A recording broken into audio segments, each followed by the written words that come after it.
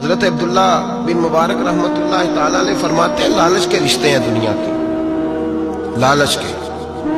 آپ کے انتقال کا وقت آیا تو اماں بڑا رو رہی تھی۔ عبداللہ بن مبارک رحمتہ علیہ اپنی اماں سے کہنے لگے، اماں تو کیوں روتی ہے، تیرے تو اور بھی بیٹے ہیں، تو کو میرے بعد لوارث تو نہیں ہو جائے گی، آخری وقت ہے، نزع کا عالم، اماں تو کیوں روتی ہے، اور بھی بیٹے ہیں؟ تو اماں کہنے لگی، بیٹا اور بھی بیٹے ہیں، پر جس طرح کا دھیان تو رکھتا تھا وہ نہیں رکھتے، جس طرح وقت پہ دوائی تو لا کے دیتا تھا وہ نہیں لا کے دیتے، جس طرح تو میرے کھانے پینے کا خیال رکھتا تھا وہ۔ کہنے لگے، اچھا اماں، اس کا مطلب ہے تو مجھے نہیں رو رہی، تو اپنی ضرورتوں کو رو رہی ہے کہ روٹی کون دے گا، کھانا کون لائے گا، دوائی۔ میں سمجھا تھا شاید مجھے رو رہی ہے۔ بیوی سے پوچھا، تو کیوں رو رہی ہے؟ تو کہنے لگی، تیری وجہ سے میری بادشاہی تھی، تو موجود ہے تو خاندان میں، معاشرے میں میرا ایک وقار ہے، تیرے بعد تو بیوہ کی زندگی ہوگی۔ آپ فرمانے لگے، اوہو، میں سمجھا تھا شاید مجھے رو رہی ہے، تو اپنے وقار کو رو رہی ہے۔ بیٹوں اور بیٹیوں سے پوچھا، تمہاری آنکھوں میں کیوں آنسو چھلکتے ہیں؟ کہنے لگے، ابا، جس پیار سے باپ شادی کرتا ہے دوسرا کوئی نہیں کر سکتا، اور جس محبت سے باپ لا کے کما کے دیتا ہے دوسرا کوئی نہیں دے سکتا۔ فرمانے لگے، اوہو، میں سمجھا تھا مجھے رو رہے ہو، تم تو شادیوں کو رو رہے ہو، میرے ساتھ تو تعلق ہی نہیں۔ پھر عبداللہ بن مبارک رونے لگے اور پھوٹ کے روئے۔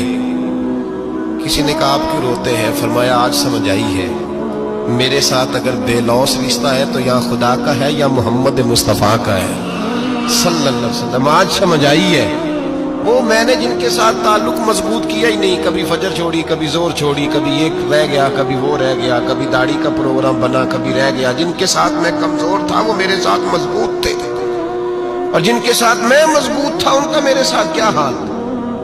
یہ کمزوری ہے رشتوں میں، وفا نہیں۔ ہمیں تو بھائی کام پیارا ہے، چم نہیں۔ بالکل، بچے شکایت کرتے ہیں، کہتے ہیں ابا کماؤ پتر سے پیار کرنے لگا ہے، بچے شکوا کرتے ہیں، کہتے ہیں جو آدمی جیب میں زیادہ پیسے ڈالتا ہے ابا جی کا پیارا ہے۔ باپ شکوا کرنے لگے ہیں، کہتے ہیں میں مالدار ہوتا تو میرے بچے بھی فرما بردار ہوتے۔ رشتوں کو روح کا رشتہ بنائیں، وفا کا رشتہ بنائیں، وفا کا۔ کتے کا ذکر قرآن پاک میں آیا ہے، اس لیے آیا ہے کہ اس نے اللہ کے ولیوں سے وفا کی تھی، اسی آیا ہے کہ اس نے اللہ کے ولیوں کے ساتھ وفاداری کی، وفاداری کی تو اللہ نے اس کا ذکر قرآن۔ ایک بادشاہ تھا، بادشاہ جو ہوتے تھے ان کے اپنے اپنے مزاج ہوتے تھے۔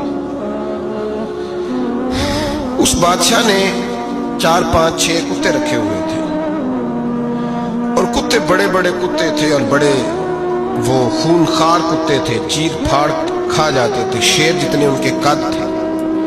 بادشاہ تھوڑا سا کسی آدمی سے ناراض ہوتا نا تو ایک بہت بڑے پنجرے کے اندر ایک بہت بڑا سلاخوں کا گھر اس نے بنایا ہوا تھا، اس میں کتے ہوتے تھے، اور کتے کو جب باندھ کے رکھا جاتا ہے تو زیادہ زہریلا ہو جاتا ہے، وہ زیادہ اس کے اندر کرواہٹ آتی ہے، زیادہ کاٹتا ہے۔ اس نے قید کیے ہوئے تھے، کتے تو بڑے زہریلے تھے۔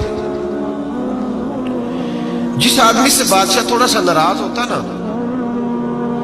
تو وہ کتے کے آگے اس آدمی کو ڈالتا، کتے اس کو چیر پھاڑ کے کھا جاتے۔ یہ سزا تھی، لوگوں کو پتا تھا۔ بادشاہ کے وزیر نے بڑی خدمت کی بادشاہ کی، 35 سال تک نوکری کی، لیکن ہر سورج نے غروب تو ہونا ہی ہوتا ہے نا، ہر چاند نے ڈھلنا بھی ہوتا ہے۔ اب بوڑھا ہونے لگا، وہ جو مضبوط حافظہ تھا وہ کمزور ہونے لگا، ہلکی ہلکی غلطی۔ بادشاہ مزاج کا بادشاہ تھا، پر نہیں سمجھ میں آیا، تو میں نے کہا کہ لوگ کہتے ہیں ہمیں کام پیارا ہے، چم نہیں، تو رشتہ وفا کا تھا ہی نہیں۔ وزیر سمجھنے لگا کہ اب نا میں بھی غلطیاں کرنے لگا ہوں، تو ایسا نہ ہو کسی دن میں بھی ان کتوں کا شکار ہو جاؤں۔ اس نے بادشاہ سے کہا کہ بادشاہ، مجھے آہستہ آہستہ معذرت کرنے لگا، قدم ہٹانے لگا کہ مجھے چھٹی دے دی جائے، اب میں بوڑھا ہو گیا ہوں۔ لیکن اس نے کہا نہیں نہیں، جب تک میری طبیعت نہیں مانتی تم نہیں جا سکتے۔